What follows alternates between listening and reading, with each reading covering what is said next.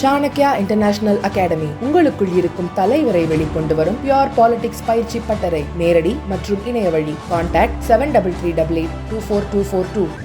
சட்டமன்ற தீர்மானத்தால் என்ன விளைந்துவிடும்? பாலஸ்தீனம் விடிந்து விடுமா என்று குதர்க்கமாக பலர் கேள்வி எழுப்பலாம். ஆனால் ஒரு தேசத்தில் ஒரு மாநில அரசு அதிகாரபூர்வமாக இதனை அங்கீகரிக்கிற போது அது இந்திய ஒன்றிய அரசுக்கு தருகிற ஒரு அழுத்தமாக அமையும். அதுதான் நம்முடைய நோக்கம். நாம் பாலஸ்தீனியர்களோடு களத்திலே நின்று ஆயுதம் தாங்கி போராட முடியாது. ஆனால் இப்படி நம்முடைய ஆதரவை வெளிப்படுத்த முடியும். பல ஜனநாயக சக்திகளின் ஆதரவை திரட்ட முடியும். அந்த பெருநோக்கோடு இந்த நிகழ்வை ஒருங்கிணைத்திருக்கிற மார்க்சிஸ்ட் கம்யூனிஸ்ட் கட்சிக்கு என்னுடைய பாராட்டுகளை தெரிவித்துக் கொள்கிறேன். ஒரு புறம் யூதர்கள், இன்னொரு புறம் பாலஸ்தீனியர்கள். யூதர்களின் வரலாற்றினை நாம் அறிவோம். அவர்கள் உலகளாவிய அளவில் அனைத்து நாடுகளின் அரசியல் பிரச்சனைகளிலும் தலையீடு செய்யக்கூடியவர்கள்.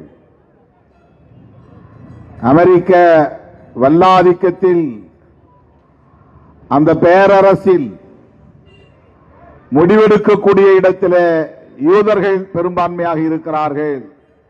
அவர்களின் செல்வாக்கு பெரும்பான்மையாக இருக்கிறது என்பதை நாம் புரிந்து கொள்ள வேண்டும்.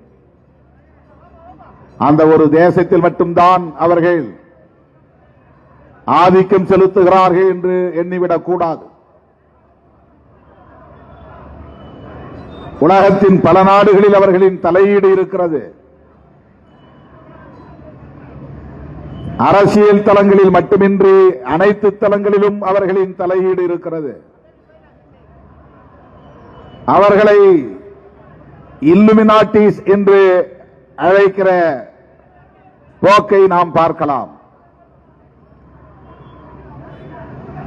அப்படி உலகளாவிய அளவிலே அவர்கள் ஆதிக்கம் செலுத்தக்கூடியவர்கள் என்கிற நிலையில்தான் அமெரிக்கா, பிரிட்டன் போன்ற நாடுகளின் துணையோடு தங்களுக்கென்று ஒரு நாட்டை உருவாக்கி கொண்டு அந்த மண்ணின் மைந்தர்களான பாலஸ்தீனியர்களை இன்றைக்கு ஒடுக்கிக் கொண்டிருக்கிறார்கள், நசுக்கிக் கொண்டிருக்கிறார்கள், அழித்தொழித்துக் கொண்டிருக்கிறார்கள்.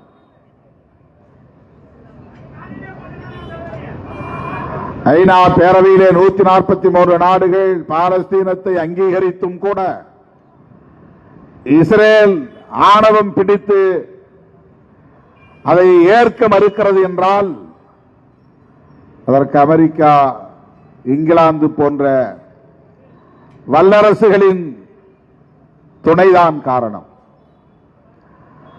ஆகவே இந்த எதிர்ப்பு என்பது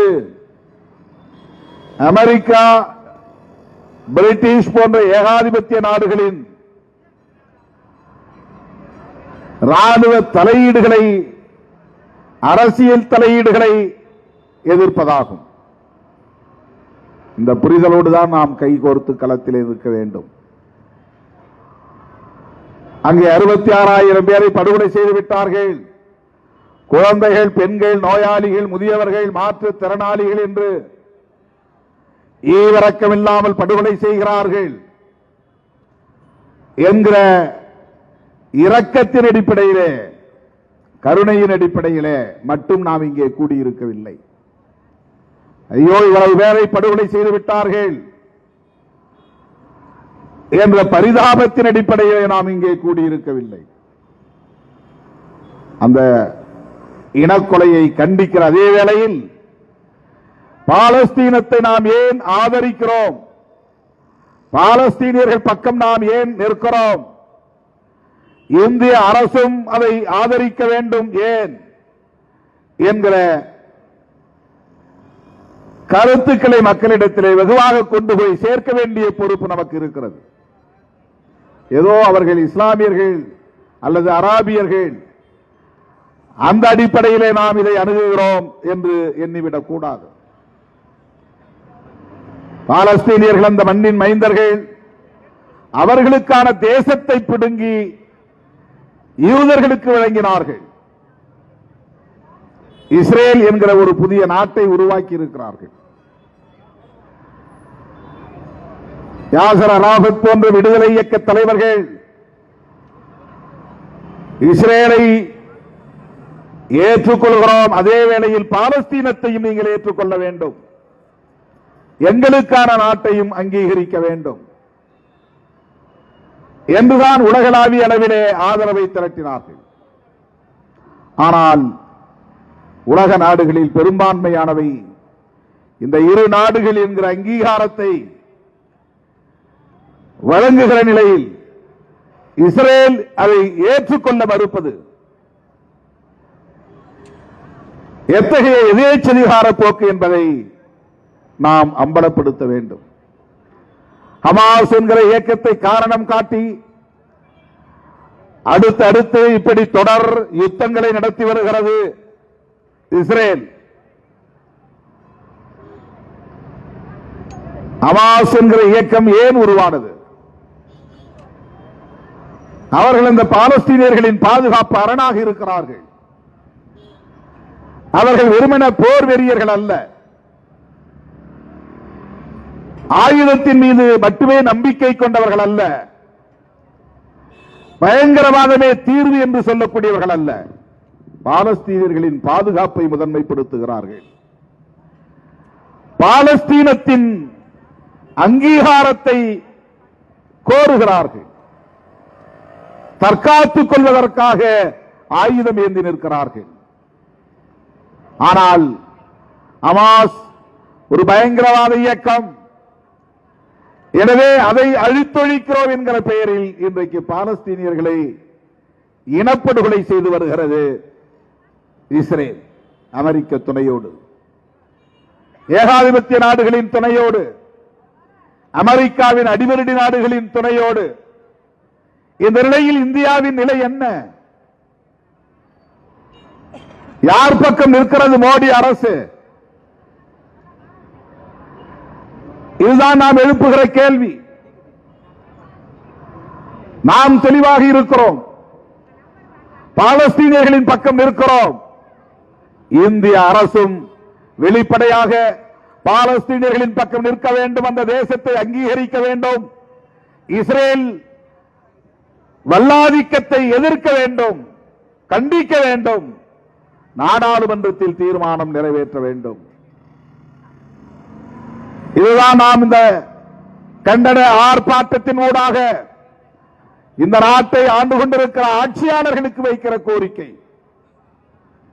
எனது அருமை தோழர்களே, அங்கே நடைபெறுகிற இனக்கொலை நமக்கு தமிழ் ஈழத்தை நினைவூட்டுகிறது. அங்கேயும் லட்சக்கணக்கான மக்கள், குழந்தைகள், முதியவர்கள், மாற்றுத்திறனாளிகள், கர்ப்பிணி பெண்கள் என்று ஈவிரக்கமில்லாமல் படுகொலை செய்யப்பட்டார்கள். அங்கேயும் அமெரிக்கா உள்ளிட்ட 22 நாடுகள் சிங்கள பேரின எதேச்சதிகார ஆட்சியாளர்களுக்கு ஆதரவாக நின்றார்கள், கைகோர்த்து நின்றார்கள். அதற்கும் அவர்கள் சொன்ன காரணம், எல்டிடி என்பது ஒரு பயங்கரவாத இயக்கம், அதை அழித்தொழிக்கிறோம் என்கிற பெயரில் அந்த இனத்தை அழித்தொழித்தார்கள். இந்த இன அழித்தொழிப்பை தமிழ்நாட்டில் இருக்கிற எல்லா கட்சிகளும் நாம் எந்த பாகுபாடும் இல்லாமல் கண்டித்தோம். நம்முடைய ஆதரவை ஈழத் தமிழர்களுக்கு வெளிப்படையாக தெரிவித்தோம். ஆனால் டெல்லியிலே ஆட்சி மாற்றம் நிகழ்ந்தும் காங்கிரசுக்கு பதிலாக பாரதிய ஜனதா கட்சி ஆட்சி பீடத்திலே அமர்ந்தும் அவர்களின் நிலைப்பாடு மாறவில்லை. அவர்கள் தமிழ் ஈழத்திற்கு எதிராகவும் அல்லது தமிழீழ தமிழர்களுக்கு எதிராகவும் இன்றைக்கும் நிற்கிறார்கள். இந்த அரசியலை நாம் புரிந்து கொள்ள வேண்டும். நாம் நாட்டு பிரிவினை வெறிகொண்டவர்கள் அல்ல, தேச பிரிவினையை ஊக்கப்படுத்தக்கூடியவர்கள் அல்ல, பயங்கரவாத இயக்கங்களை ஊக்கப்படுத்தக்கூடியவர்கள் அல்ல. ஆனால் தேசிய இன முரண்பாடுகளை கூர்மைப்படுத்த வேண்டும் என்பதிலே உடன்பாடு உள்ளவர்கள். ஒவ்வொரு தேசிய இனத்திற்குமான சுயநிர்ணய உரிமையை ஆதரிக்கக்கூடியவர்கள். அவர்கள் தங்களுக்கான இறையாண்மையோடு தனித்து வாழ வேண்டும், இயங்க வேண்டும், ஆள வேண்டும் என்று முடிவெடுக்கக்கூடிய அதிகாரமும் உரிமையும் பெற்றவர்கள் என்பதிலே நமக்கு உடன்பாடு உண்டு. அந்த புரிதலோடு நாம் இங்கே ஈழத்தமிழர்கள் பிரச்சனையையும் அணுக வேண்டியிருக்கிறது. எனவே வெறும் அடையாள அரசியல் என்கிற அடிப்படையிலே இஸ்லாமியர்கள், பாதிக்கப்படுகிற பாலஸ்தீனர்கள், அராபியர்கள், பாதிக்கப்படுகிற பாலஸ்தீனர்கள் என்கிற அந்த அடிப்படையிலே மட்டும் நாம் இங்கே நிற்கவில்லை. அவர்களுக்கான தேசம், அவர்களுக்கான பிறப்புரிமை, மேற்கு கரை மற்றும் காசா ஸ்ட்ரிப், அது ஒரு சின்ன பகுதி, பாண்டிச்சேரியை விட சின்ன பகுதி அது. அந்த இரண்டு நிலப்பரப்பையும் கூட பாலஸ்தீனமாக ஏற்றுக்கொள்ள முடியாது என்று இஸ்ரேல் ஆதிக்கம் செய்கிறது என்று சொன்னால், இதை ஜனநாயக சக்திகளாக இருக்கிற நம்மை போன்றவர்கள் வேடிக்கை பார்க்க முடியாது.